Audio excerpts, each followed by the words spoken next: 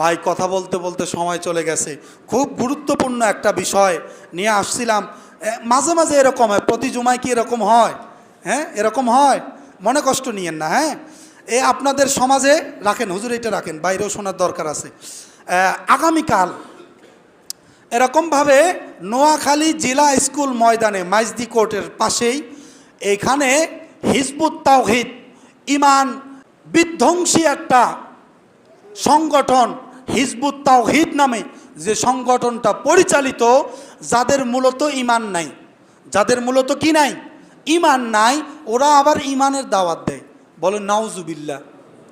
আরে বেটা সেলিম, তুই কি চোখে দেখোস না হিন্দুরা সকাল সন্ধ্যা দিন রাত মূর্তির সামনে মাথা নত করতেছে, যেটা আল্লাহ কখনোই সহ্য করে না? পাগল সেলিম, ও কি দেখে না যে দাড়িতে টুপিতে পাঞ্জাবিতে কোনো যায় আসে না? এটা সেলিমের নিজের মুখের বক্তব্য। নবীজি দাড়ি রাখতে নির্দেশ দিয়েছেন, দাড়ি রাখা ওয়াজিব। কথা বলেন না কেন? ওয়াজিব। আর নবীর নির্দেশ ইমানের ভিতরে পড়ে কি পড়ে না? তুমি মেয়েদেরকে নিয়ে এরকম জলসা সেমিনার করো, হ্যাঁ, বিভিন্ন রকমের দলিল দাও, বিভিন্ন রকমের এইটা দাও সেইটা দাও, তখন ধর্ষণ কয়টা হয়েছে, এখন ধর্ষণ কয়টা হয়, বেটা আগে হিসাব দে। রসুলের জামানায় রসুল মেয়েদেরকে নিয়ে জেহাদে গেছে, তখন কয়টা মেয়ে ধর্ষণ হয়েছে, কয়জন সাহাবীর মেয়ে ধর্ষিত হয়েছে, বেটা এই হিসাব দে। বর্তমান বাংলাদেশে কতজন মেয়ে ধর্ষিত হচ্ছে, বেটা এই হিসাব দে। তারপরে মেয়েদেরকে নিয়ে তুই জলসা সেমিনার কর। ভাই কথা বলতে বলতে সময় চলে গেছে। খুব গুরুত্বপূর্ণ একটা বিষয় নিয়ে আসছিলাম।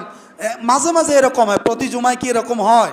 হ্যাঁ, এরকম হয়, মনে কষ্ট নিয়েন না। হ্যাঁ, আপনাদের সমাজে রাখেন, হুজুর এটা রাখেন, বাইরেও শোনার দরকার আছে। আগামীকাল এরকমভাবে নোয়াখালী জেলা স্কুল ময়দানে মাইজদি কোর্টের পাশেই এখানে হিজবুত তাওহীদ ইমান এরকমভাবে বিধ্বংসী একটা সংগঠন, হিজবুত তাওহীদ নামে যে সংগঠনটা পরিচালিত, যাদের মূলত ইমান নাই, যাদের মূলত কি নাই, ইমান নাই, ওরা আবার ইমানের দাওয়াত দেয়। বলে নাউজুবিল্লাহ। এটা হাস্যকর। এটা কি হাস্যকর? আমি নামাজ পড়ি না, আমি আবার নামাজের দাওয়াত দিই। মানুষ তো আমাকে থোত্তা ভাই দুগা দিয়ে দিব, ঠিক না? বেটা তুই আগে নিজে নামাজ পড়স না, হ্যাঁ, আর আমাকে দিতে আসছস নামাজের দাওয়াত। মুখের উপর কথা বলে কি বলেন না? বলে না। যার মুখে দাড়ি নাই আরেকজনের যদি যাইকে ভাই দাড়িটা রাখস না, তো ভাই কি বলবো? বেটা তুই আগে রাখ, ঠিক না? তো বিষয়টা হলো এরকম, ওদের কি নাই, ইমান নাই, ওরা আবার ইমানের দাওয়াত দেয়। এখানে তো লেখা আছেই।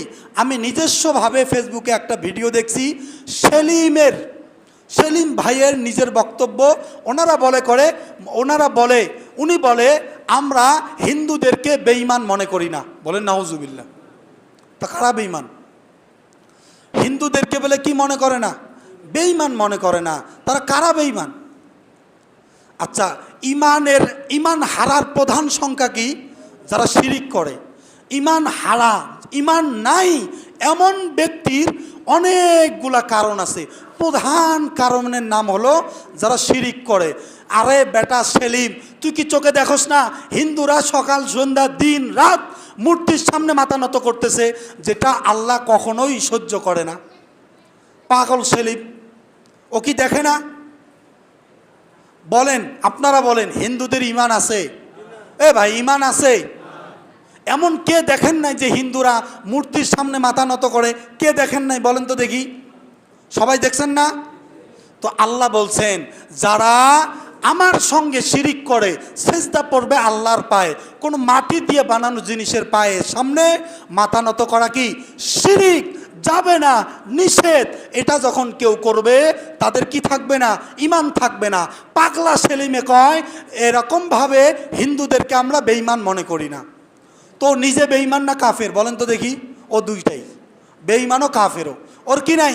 নিজেরও ইমান নাই, যারা ওকে অনুসরণ করে তাদেরও ইমান নাই। আচ্ছা বলেন তো দেখি, একটু সময় নিচ্ছি। সেটা হলো আপনার ও বলে যে দাড়িতে টুপিতে পাঞ্জাবিতে কোনো যায় আসে না। এটা সেলিমের নিজের মুখের বক্তব্য। কি দাড়িতে টুপিতে পাঞ্জাবিতে এগুলাতে কি কোনো ইমানের ব্যাপারে কি না যায় আসে না। আচ্ছা ঠিক আছে, যায় আসে না, যাও আর না যাও। এরকমভাবে ডাক্তার আব্দুল্লাহ জাহাঙ্গীর রহমতুল্লাহি আলাই একটা সুন্দর কথা বলছেন, নবীরা দাড়ি রাখছেন, দাড়ি রাখা সুন্নত। নবীরা কি রাখছেন? দাড়ি রাখছেন, দাড়ি রাখা কি সুন্নত। নবীজি দাড়ি রাখতে নির্দেশ দিয়েছেন, দাড়ি রাখা ওয়াজিব। কথা বলেন না কেন? ওয়াজিব।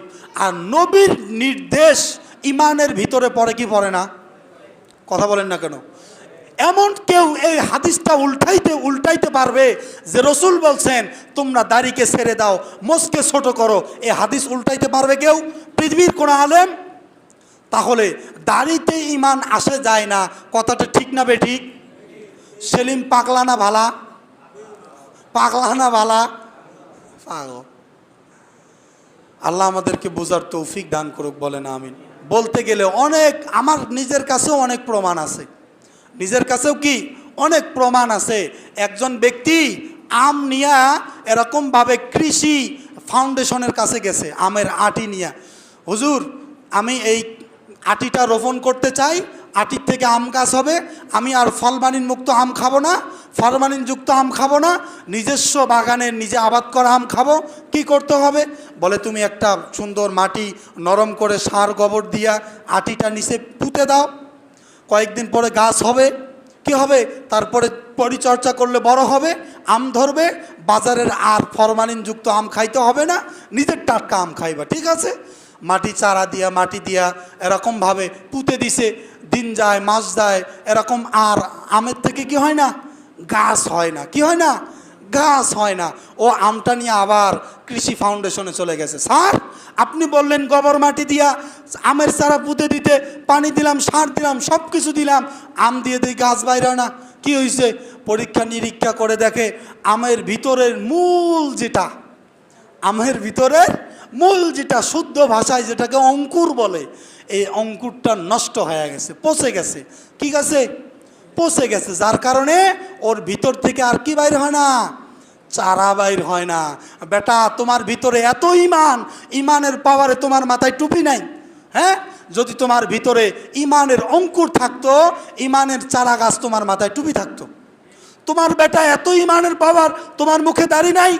তোমার ইমানের অঙ্কুরের পাওয়ার যদি এতই থাকতো, টাস টাস টাস টাস করে তোমার ইমানের অঙ্কুরের চারার মাধ্যমে মুখে দাড়ি হয়ে যাইতো। ঠিক না? তোমার সুন্নতি লিবাস নাই, তুমি মেয়েদেরকে নিয়ে এরকম জলসা সেমিনার করো, হ্যাঁ, বিভিন্ন রকমের দলিল দাও, বিভিন্ন রকমের এইটা দাও সেইটা দাও, তখন ধর্ষণ কয়টা হয়েছে, এখন ধর্ষণ কয়টা হয়, বেটা আগে হিসাব দে। রসুলের জামানায় রসুল মেয়েদেরকে নিয়ে জেহাদে গেছে, তখন কয়টা মেয়ে ধর্ষণ হয়েছে, কয়জন সাহাবীর মেয়ে ধর্ষিত হয়েছে, বেটা এই হিসাব দে। বর্তমান বাংলাদেশে কতজন মেয়ে ধর্ষিত হচ্ছে, বেটা এই হিসাব দে। তারপরে মেয়েদেরকে নিয়ে তুই জলসা সেমিনার কর। কথা বলেন না কেন? বেটা পাগল কোথাকার। এই বিষয়ে আগামীকাল মাইজদি কোর্টের পাশে জেলা স্কুলের মধ্যে এরকমভাবে সম্মেলন হবে। আমি তো চুনাপুটি, আমি কি চুনাপুটি, ওনাদের জুতা টানারও যোগ্যতা কি নাই, আমার নাই। দেশ বরণ্য আলেমোলামা আসবে, এর থেকে আরও অনেক দামি দামি কথা শুনতে পারবেন। যাবেন তো ইনশাআল্লাহ?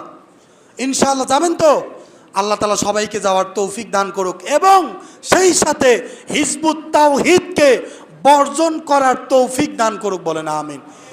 কেউ কি হিজবুত তাওহীদের সংগঠনের সাথে যোগ দিবেন? দিবেন? হাত তুলে দেখান, হাত তুলে দেখান। হাত তুলেন না, হাত তুলেন না। আল্লাহ তাআলা আমাদেরকে হিজবুত তাওহীদকে বর্জন করার তৌফিক দান করুক, বলেন আমিন। ওদের প্রোগ্রামের বিরোধিতা করার তৌফিক দান করুক, বলেন আমিন। ওয়া আখিরি দাওয়ানা আলহামদুলিল্লাহি রাব্বিল আলামিন।